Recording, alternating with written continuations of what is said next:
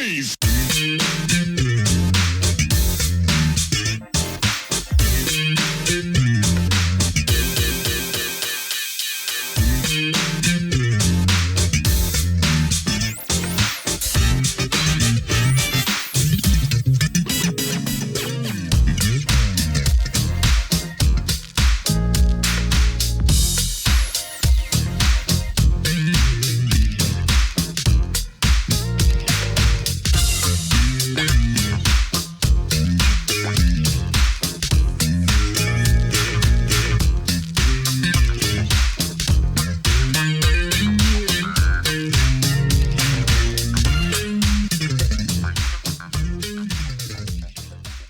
Welcome to another edition of Truth and Rhythm. This is the interview show that gets deep in the pocket with contemporary music's foremost masters of the groove.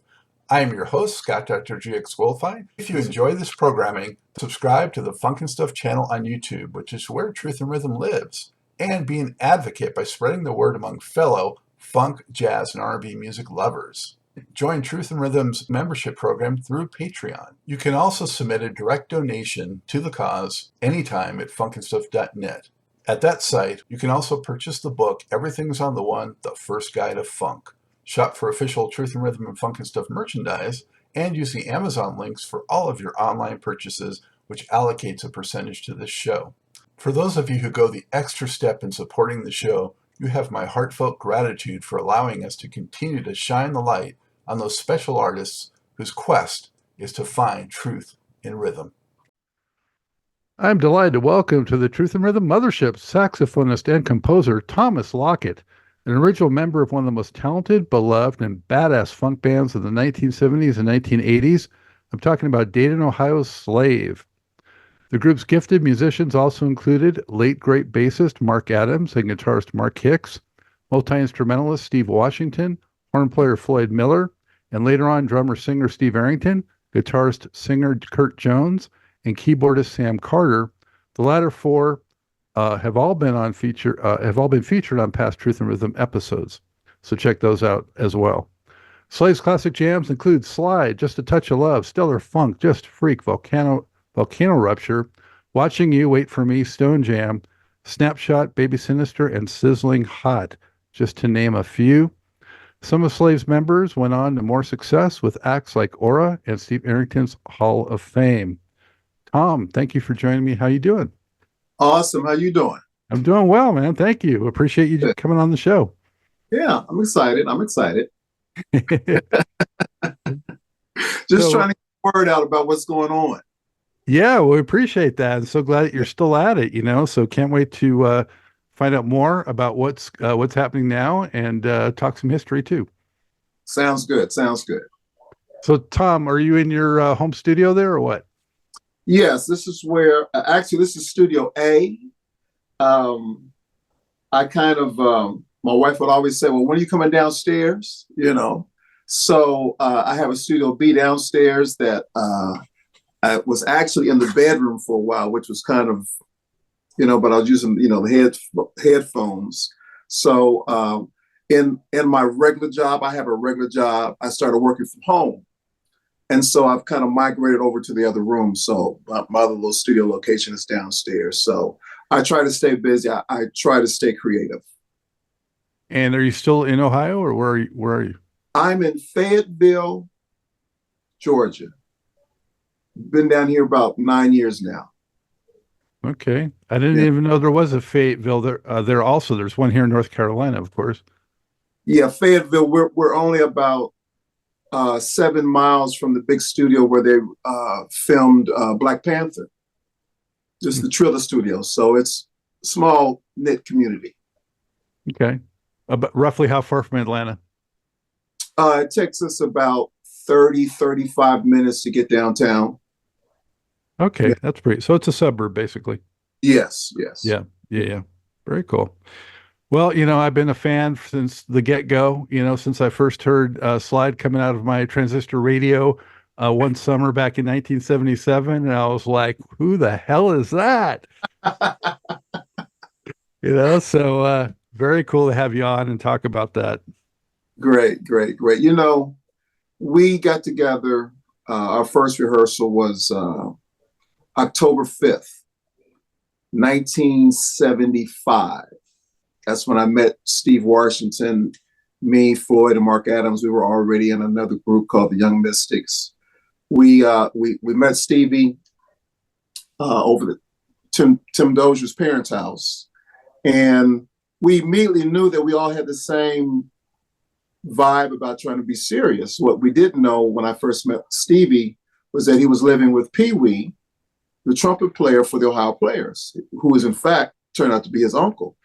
So from the get-go, we only rehearsed and we only got together to do stuff to record. We didn't get together to play live shows. Matter of fact, we only did about 2 live shows before we were about to sign a contract.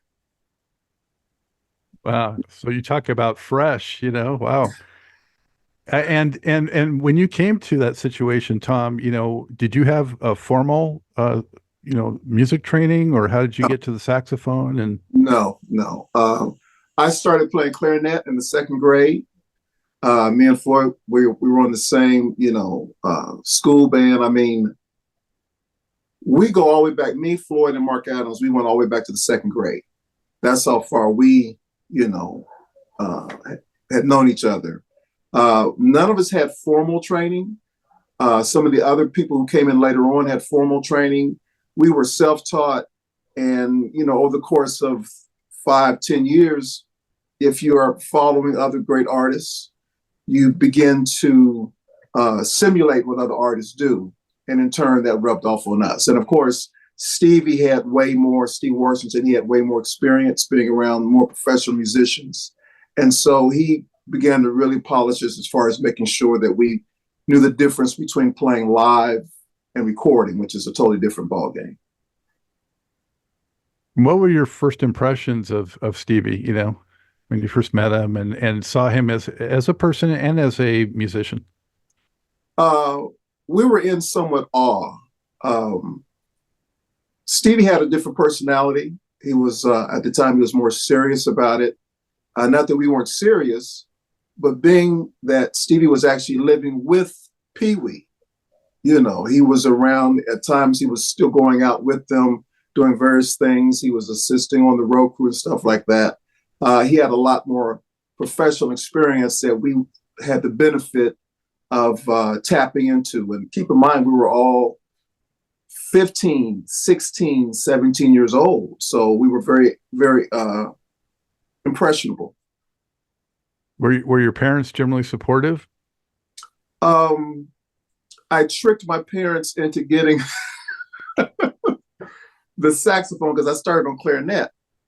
Now, this was before I met Stevie. No, it was before I met Stevie. So I was already in the high school band.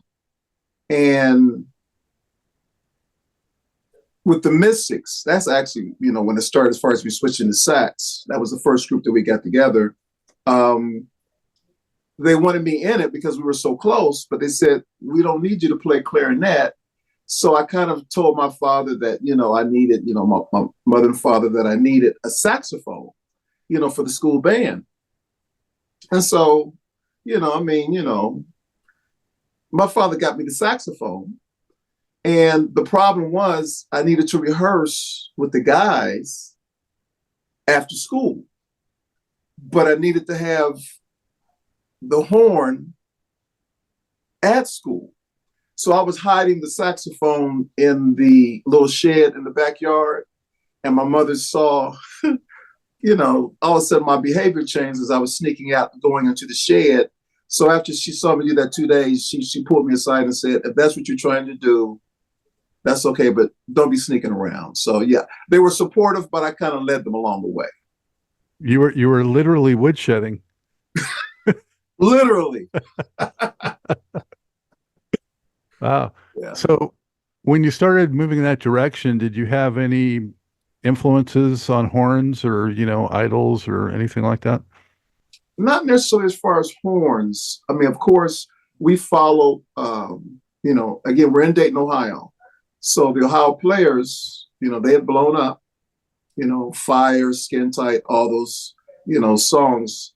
There were some other local groups that were more professional. They were, older guys. So we were in awe of them. But we were more focused on groups rather than, for me as a young, saxophonist, we were all more so focused on groups rather than, at least I was more focused on groups. So we followed and patterned ourselves after Graham Central Station, Earth, Wind and Fire, obviously. We really were digging on Kool and the Gang, stuff like that. So it was always groups that had horn sections. So we were more so focused on groups with horn sections. And was it Stevie that was pretty much doing the arrangements for the horns, or was someone else doing that? It was more Stevie. We would do certain things, but Stevie just really understood more of what was necessary as far as harmonies and as far as rhythms. So, of course, the fact that he's with the players, he couldn't help but,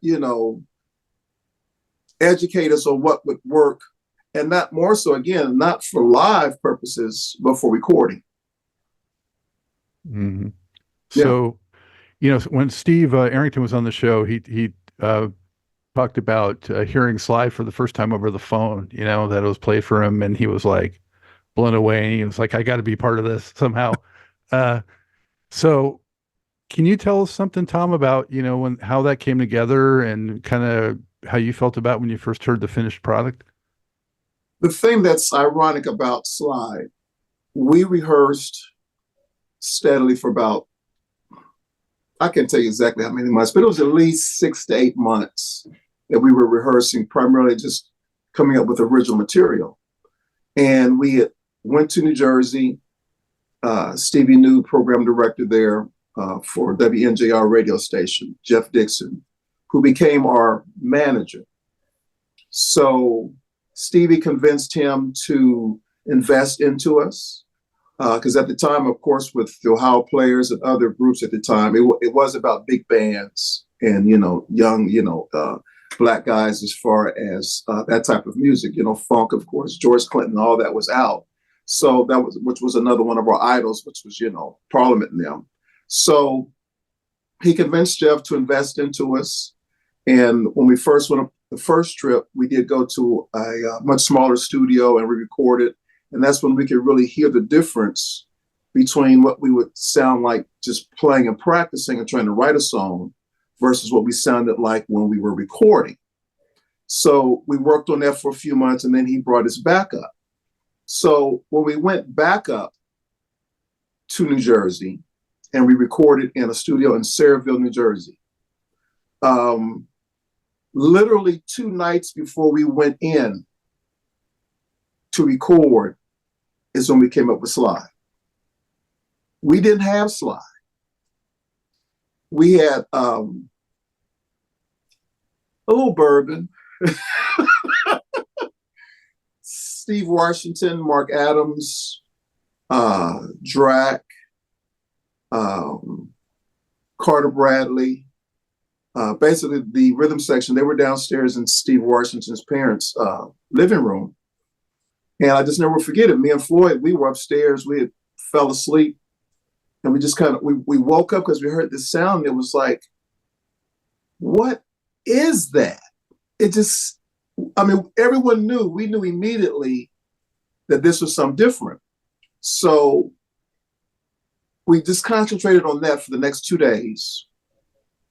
When we went into the studio, that was the first thing that we recorded. So when you listen to Slide, realize that we'd only came up with that 2 days before, and it was one take. All of the rhythm section, the drums, the guitars, the keyboards, and the solo that Drac played was the first thing that we played, and it was one take. That's what you call keeping the faith, brother. About 4 or 5 months ago, someone sent me, they're called stems. Someone sent me the individual files from that session that I have. talking about chilling, to actually hear, because you can hear us talking to each other and you hear all the rambling sounds of what was going on. And it's emotional because, a lot of these guys, we've lost. And you hear their voices, you hear just certain little, ambient noises that you realize how much of an art it was for the finished product.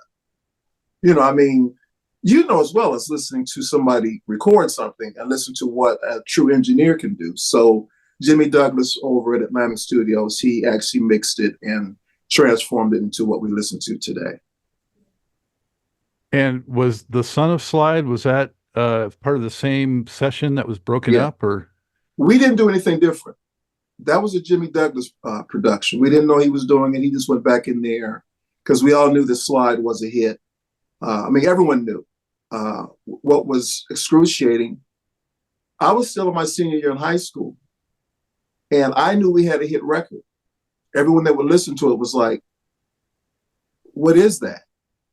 And we had found out that Atlantic wanted it. Our original manager, Jeff Dixon, he had a good relationship with Henry Allen at the time. Back in the day, it was the record companies and the program directors at the radio stations. So he had a good relationship with Henry Allen, and he took it over there and he played it to him one time. It was it. That was it. There was no, I don't know. I'm not sure. They're too young. None of that, including the fact that we called ourselves Slave. Now, keep in mind, we were 15, 16, 17 years old when we called ourselves that. And a lot of people, we were surprised that we didn't get any kickback from the record company. They just went right with it. And when Slide eventually came out, it came out the same month that Roots, the first original Roots series came out, 1977, February. So did that help it or hinder it, or was it related at all? I think it helped, but it was not related at all. Atlantic Warners, they didn't know that was going to happen. Right. I meant, did the public seem to connect it somehow? It's hard to say, because keep in mind, when it came out, I was 18 years old. And watching Roots, remember, we were watching Roots at the same time we were going out on the road. It was kind of like a traumatic experience to see, and then, we're saying to ourselves, we call ourselves Slave. But it was a classic situation because we were so young and we never caught any flack from anyone, about the name. So, as time has moved on, we're trying to do the name more justice even in this date and time. Yeah. That track, it's like when you listen to it, each phase of it takes it to another level where, especially at the time, you're just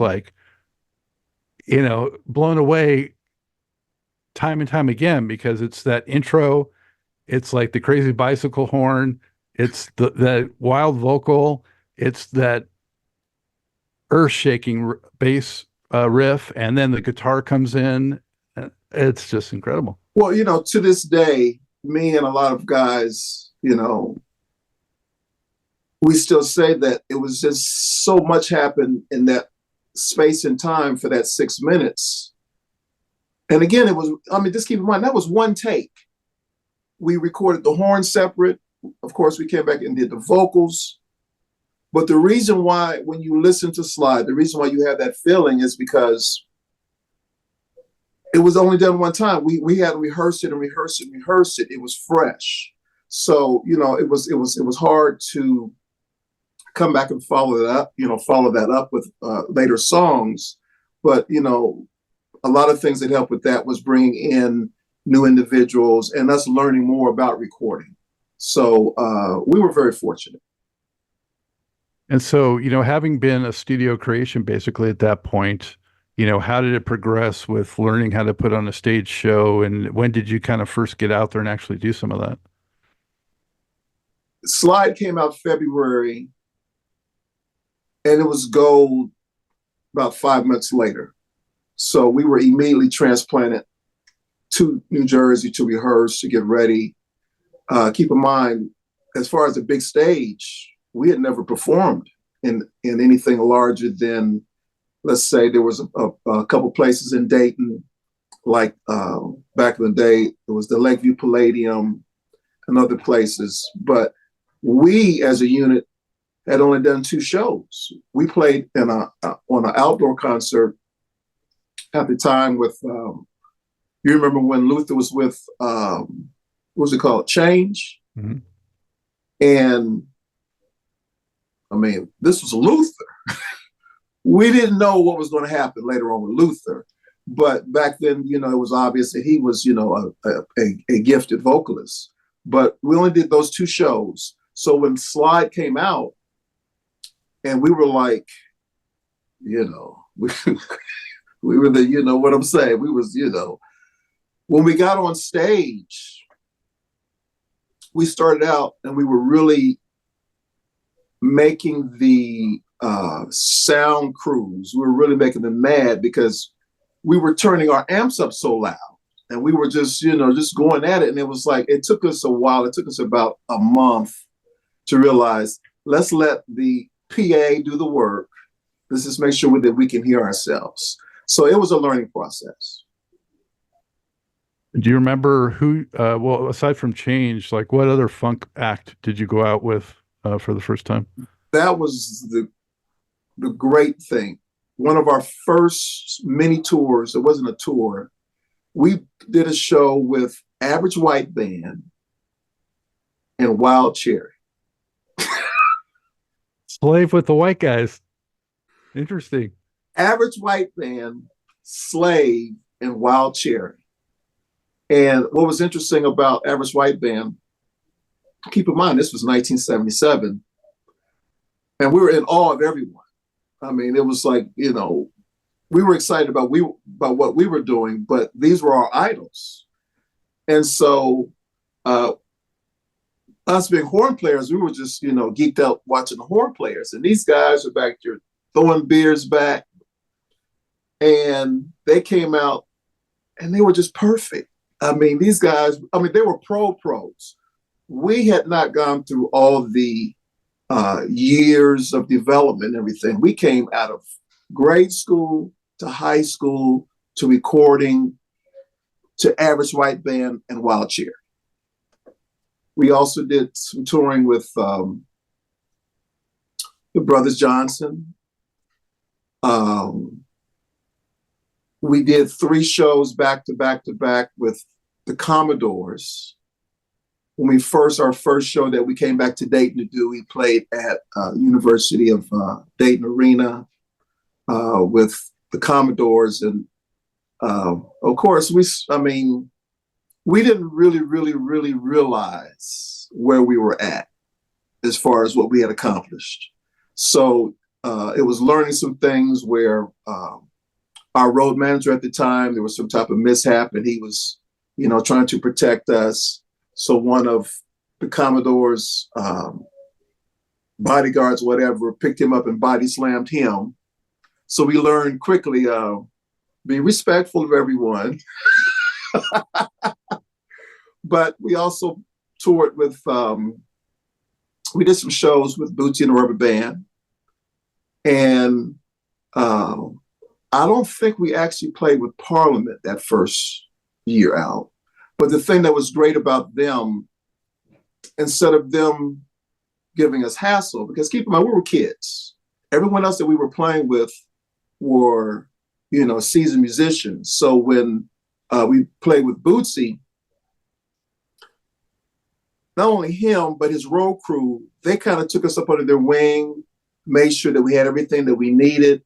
Whereas a lot of the other acts, they really kind of just looked at us like, they liked the record, but it's one thing to listen to the record and then look at us because they could tell that we were kids. Mark Adams was 15 when he recorded Slide. 15, not 16. He was 15 years old. So, for the most part, we got respect. I mean, we played with Shaka Khan, one or two shows. We played with Patti LaBelle. And what was interesting about that, her bus broke down. So she ended up getting on our bus to go to the show. And I'm sitting there and Patty's sitting like I'm looking at you on the screen now. She was like that close to me. And I was just, because to this day when Patty sings, I cry. She just, So there were a few other artists. There was this one artist, it'll come to me in a minute, but we played with some of the greats. We were out in California. Some of the shows that we did, I'll be honest with you, after we learned to allow the sound crews to do our work for us, there were a few shows that Slide just kind of like came alive. And it was almost like a out-of-body experience. And we did a show with Maze. Again, this is 1977 in California. And it's just amazing for us to, to zoom 40 some years past. And I'm still looking at these guys and they're still doing it at the same level. So, that was awesome. You've asked me a little bit too quick. When I think about it, it's still kind of like a blur. Some of the things that we did. Oh, we did a show with Foreigner. Oh, interesting. We were the biggest R&B act on Atlantic that year. And Foreigner was the biggest pop rock group, whatever, however they were labeled. So they flew us, Atlantic flew us from California. When we went out there, they flew us back to Miami. We did a show with them. So that was mind-boggling. We did a show with Carlos Santana at the Spectrum in Philadelphia. Wow, there you go. So I mean, we're exposed to everything that we needed to be exposed to, and it taught us how much we still needed to learn. And we did at one point, we did one show with the Ohio Players. And what was interesting, keep in mind, Stevie was living with Pee Wee. And Stevie, was asking them to help us out. And of course, they were going, y'all kids. They knew Stevie had talent, but of course, they knew nothing about us. And so there was a couple of times where we thought, Pee Wee was going to come by a rehearsal, and it never happened. And then we did what we did on our own.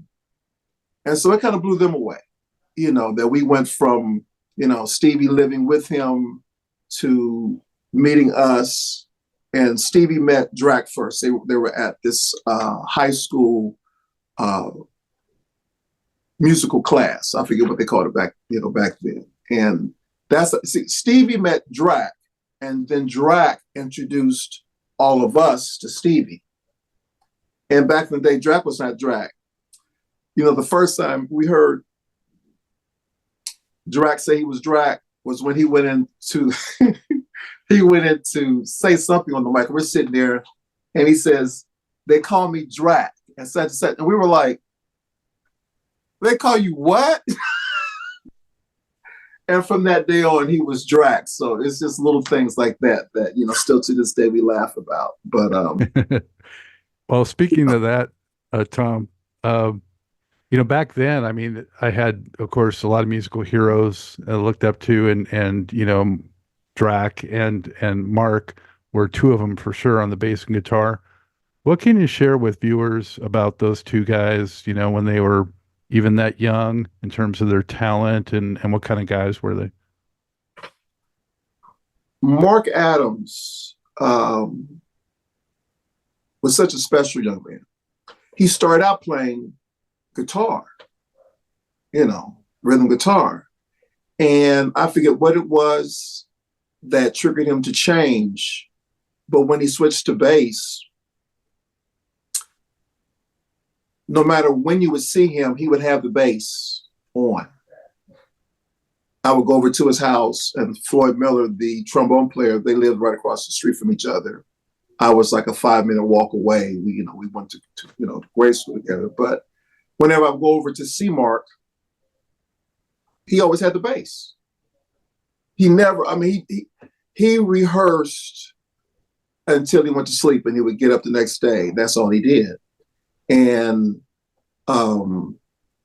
that's why he was, in the beginning, he was pretty much the focus of what we did, because at the time he was better. Him and Stevie really worked together on improving his sound.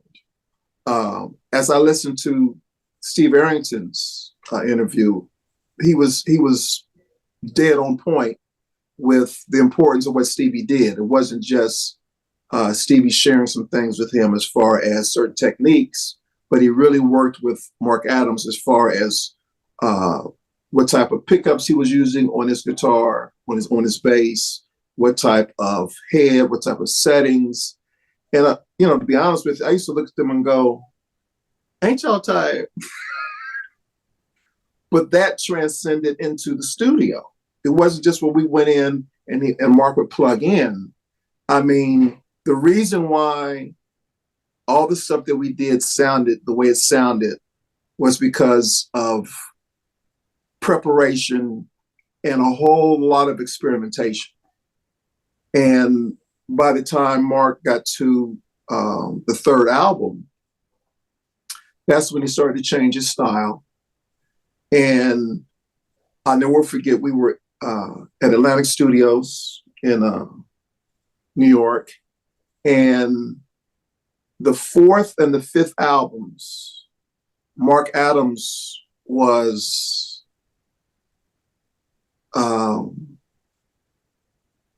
he was unstoppable. I never forget some of the people that were, we're in Atlantic Studios, so you've got all these great artists. Our engineer was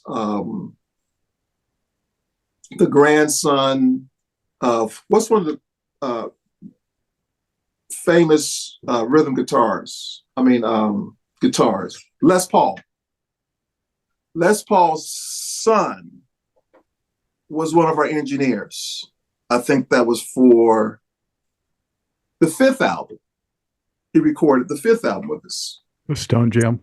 Yeah, Stone Jam. So we were around all these people who had 10, 15, 20 years of experience, and they're still looking at us like kids. But then they would see Mark. And of course, by that time, Arrington had came in, and Arrington was an accomplished drummer, percussionist. And, he was brought in to do that. He kind of took over with what he was doing as far as vocals. That wasn't the plan, but, you always go with the flow.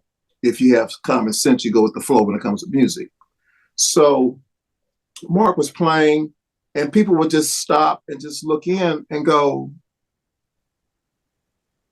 because again, at that time, he was still only about 19. And he was, we were getting interviewed, and the talk was really about Mark. And it was just, there was never a jealousy with us, because, we just knew that probably 50% of our sound was based on Mark Adams. And we just covered things around what he was doing. So now Drac was, we would see him do solos like that before we started with Slide. Drac just had a natural gift. He started playing, and what was interesting, we didn't know, me and Drac, we didn't know we were cousins, close cousins. We'd already done some recording. I don't know if we recorded Slide yet. I think we had. We were back in town. And I never forget, Drac came over. He stopped by, and I said, yeah, I've got some people here from out of town, from Detroit. He's like, so do I. And so one thing, and it was like, we turned out to be close cousins on our mother's side. But Drac started playing guitar, rock guitar more so because of his older brother. And his older brother was good, but Mark just had the ability to let go. That's all I can tell you. I didn't see a lot of what was going on with him when he was actually maturing. By the time I met, and I'm confusing because it was Mark Hicks who became Drac. So I'm talking about Drac now. Drac was gifted in the sense that as he was soloing, you could just tell that he would just let go. And he would just let the guitar and his fingers just transcend. It wasn't like he planned everything that he was doing. To this day, when you listen to the slide solo that he did, I mean, what was he thinking about? And it was one take. So, I mean, if you listen to a whole lot of great, especially R&B solos, that solo that Drac did to this time, it stands the test of time as one of the greatest, guitar solos of all time. So, we were blessed to catch him at the right time. Yeah, at the time it was up there with, Funkadelic level. Yes, which solos. That was our idol. So we didn't realize that we were going to be with them. Of course, we were into, we used to do Funk 49. Everybody had to do Funk 49. There was some of these bands that slip in my mind. Because see, you have to keep in mind, after we did the fifth and sixth album, the fifth album, that's when there was a split. And all the guys went on. Me and Steve Washington stayed, and that's when we started getting more serious with Aurra. And I didn't see Mark and Floyd. I mean, these guys I grew up with, I didn't see them anymore about 6 months or maybe even a year.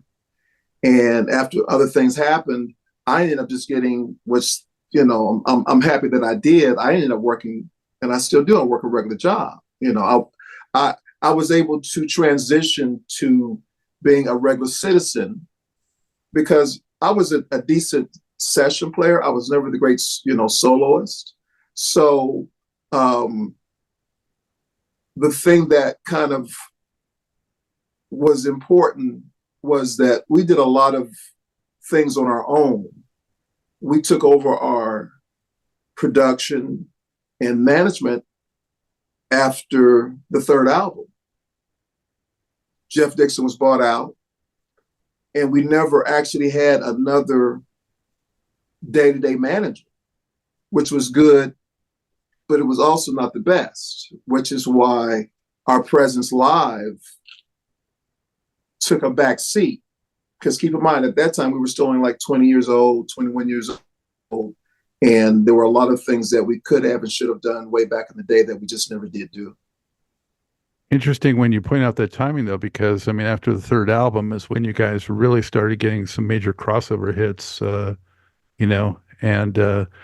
it was still, you guys still had that funk always, but it just became a little more accessible or something somehow, at least for some of the tracks. Keep in mind, we were living in New Jersey, in East Orange, New Jersey, and when Slide came out, we heard it play on the New Jersey stations. New York never played it. Well, LA was all over it. That's where I was. Yes. And to this day, we do know that we have a following there. We did not get played in New York until we did Just a Touch of Love. Mm-hmm. And when Just a Touch of Love came out, it took over. They needed a little more smoothness to get to it. Yeah. Because you guys had so much edge on those first three. Yeah. Yeah. And plus it was, young black guys calling themselves slave. I guess it was like, I don't know where they're going with this. Mm-hmm. But yeah, by the time we got to that point and, things were still fresh. Yeah. That's when New York really, embraced us. I mean, even The Hardness of the World, the second record, it didn't have a slide on it, but I thought end to end, it still showed progression. You guys, as a cohesive work, it was definitely showing the maturity and how you guys were growing. So I would say it's more consistent than the first album, even though the first album has the all-time classic and slide. And then you guys just kept, growing with each record. We were still concentrating on the recording and improving our musicianship. We didn't really work on the live thing as much because part of our magic was we didn't do a lot of synchronized things. We were just raw. I think back now, I wish we had but, our idol again was, Bootsy, Parliament, Brothers Johnson. They were raw too. That's what they did. They weren't doing steps and stuff together. They were just bringing the music directly to their audience, and that's what we wanted to do. So it's still mind blowing. Sometimes I think back where I can drive it down the street, and it'll come on the radio, and I'm going, "Wow." Do you remember when you first heard Slide on the radio? I remember exactly where I was. It was me, Mark Adams, Floyd. We were in the car, and we were in, I'm saying my car, but it was the car that my father let me drive. It was a 1966 Buick LeSabre. And when it came on the radio, it hit me so hard. I was in the driver's seat. I jumped all the way in the back seat. And it changed everything. It never came off the radio. So, and it's still, when you hear yourself on the radio, it's still, it is a blessing that, we were able to even get there, never mind. If you look at Spotify, still to this day, Slave gets more attention than some of the other acts. Steve Arrington and the Hall of Fame, they did very well. They had some great hits. The thing that is fortunate about them, we got sampled, but we didn't get sampled nowhere near as much as Steve Arrington and the Hall of Fame. Some of the greats. Money Ain't a Thing, and then some of the other hits that they did. Their catalog has done a lot better than ours. What a lot of people don't realize, we got credit for what Snoop Dogg did with Gin and Juice. The hook that they do on that is kind of like, they took kind of like our hook and they did it their own way, but we're still making good money from Gin and Juice, which was a blessing. So the group, it went through a lot of transitions. There was a lot of love, but there also came a lot of pain. When you talk about Slave's unique sound and the work, it's really interesting about that area, Dayton, Ohio. Not only was it such a foundation of funk, but the groups all sounded different, and there was so much diversity within those bands. I don't know if everyone really realizes the level of distinction that all these groups had. What do you attribute that to? It's like, okay, something in the water brought the funk, but how did it come that everyone was so unique? You know what? None of us know. I wish there was a simple answer. I think the biggest difference is, while a lot of us, okay, so keep in mind, we were much younger than everyone else.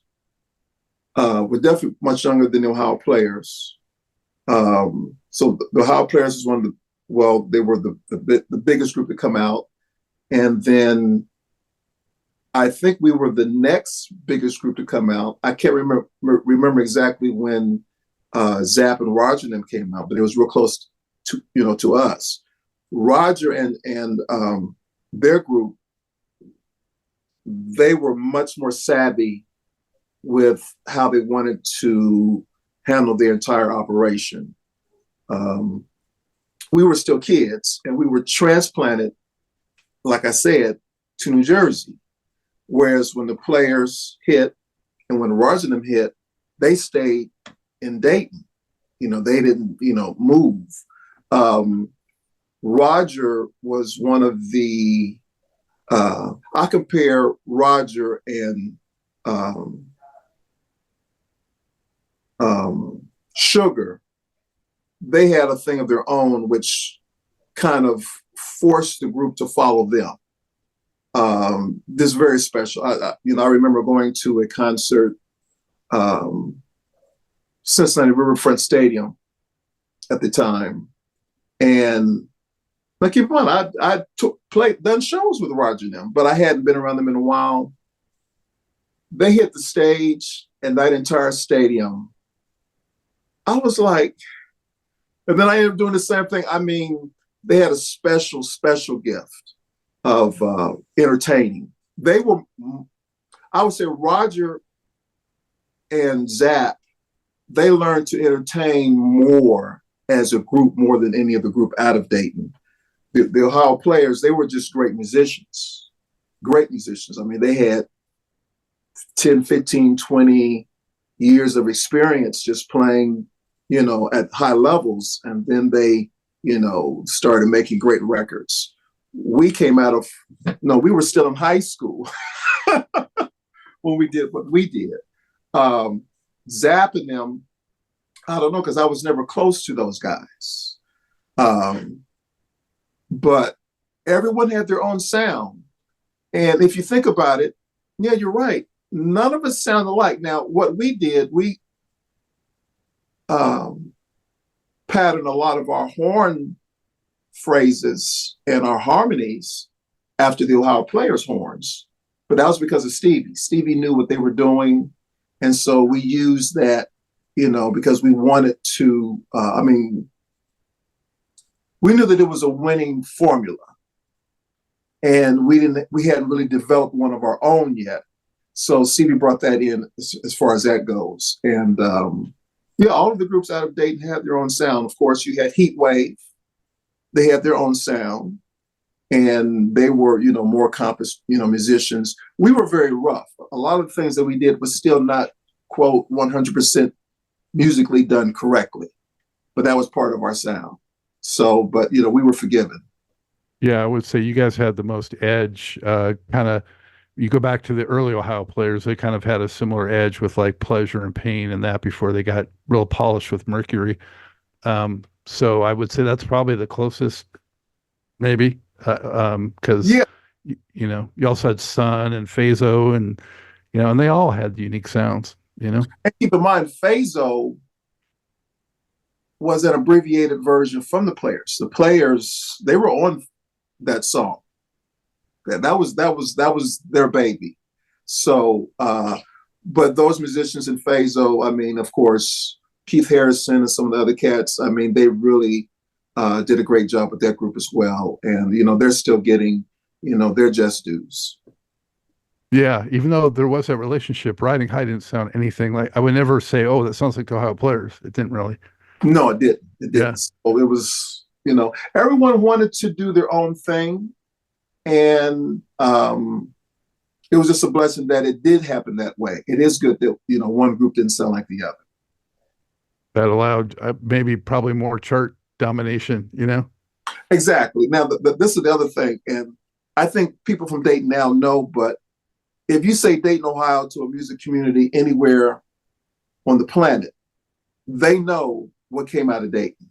Dayton is known for being one of the smallest communities that brought out more R&B, funk music than any other city, probably. There might be a few now, but back in the day, Dayton was definitely on the map. And just Ohio in general, if you extend to like the Isleys and Bootsy, and it's just incredible. Definitely. Yeah, but when I was a kid and growing up and living the music, in Los Angeles, I didn't know what Dayton was. I'd never been, east of Arizona. I had no clue. And then later on, it's like, wait a second. You start putting the pieces together. It's kind of mind blowing. Yeah. So, it was just a great opportunity. We learned early on. The other thing that happened, of course, because we were doing shows with Bootsy. Back in the day, Bootsy had probably 15 or 20 cabinets that covered the whole backstage. And of course, Steve Washington being the sound guru, and of course, he's got his own Mark Adams. we ended up purchasing a tractor trailer full of equipment. And it's like, what do we need a tractor trailer full of equipment? We had earthquake cabinets, Servant Vega. I mean, we had rigs that we really, really weren't ready for by the time we were going out on the second album. So Mark had just rubbed his string, and it was like, woo. We never really got a chance to really take advantage of that, because see, the other thing that happened was going into 1978 is when the big snowstorm hit, especially on the East Coast. And that's when we were being rushed to put out another record. We weren't really prepared. Although there was one song that we did that we were really excited about. Somehow or other, it got lost in the studio. And we tried to redo it. It was Volcano Rupture. But there was a previous recording of that was real close to the same vibe of Slide, and it was lost in the studio. And that's just one of them things, things happen. So, oops. I love Volcano Rupture, but I can only imagine what was lost.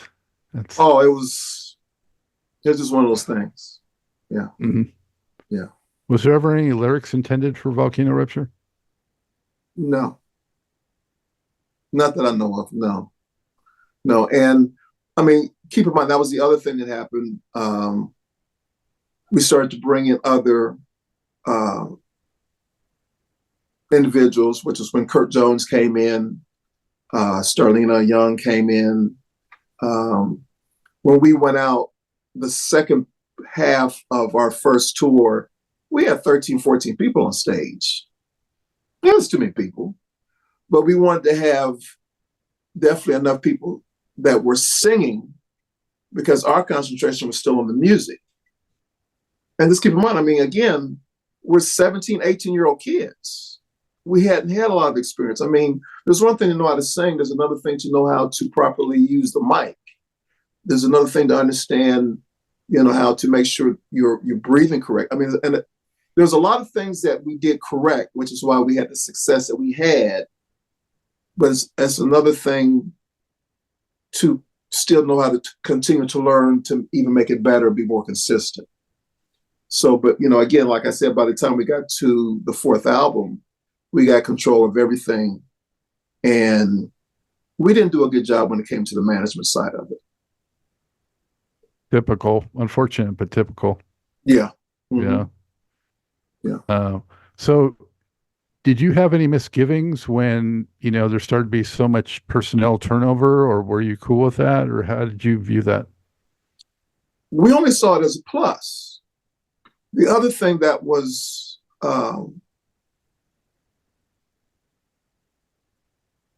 needed, having so many people in the band, we needed other income. And Stevie understood that. And we, we sit around and talk about it. I mean, George Clinton kind of pioneered that, to have all these musicians. You needed more than one record budget to subsidize all the additional people that came in. So when Starr and Kurt came in, there were some other people who came in here and there. Some of the people that Stevie grew up with, there was some additional horn players that came in at times to record. We had the Brecker brothers, Ludo Gatto. Some of those cats came in and recorded on one of our songs on the second album. No, there was never a problem when other people would come in. We didn't have that problem. The problem came in when still after that happened, and the music was getting better and better.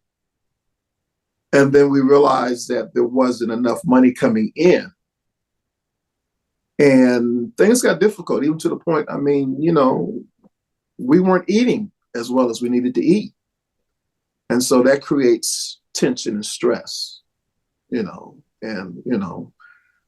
we didn't want to be calling back home to, mommy and daddy. We're, funk stars. Yeah. Remember where I used to hide the sax in the shed? Can I go stay there? Trust me, I thought about it. But I wouldn't change it for anything. I mean, to this day, it's interesting. I've worked at numerous jobs, and I always made sure that people did not know about my music situation. So at times I could be at a job 5, 6, 7 years, and then somebody, and maybe I finally said something, I don't know, but then they would find out and be like, "You mean to tell me this whole time?" Because I wasn't. I mean, to be honest with you, after things kind of went the way that they went, I wasn't proud of it. It was almost an embarrassment that we didn't capitalize on certain things. But then what happened was when, they started having the quote old school shows and, all that came back.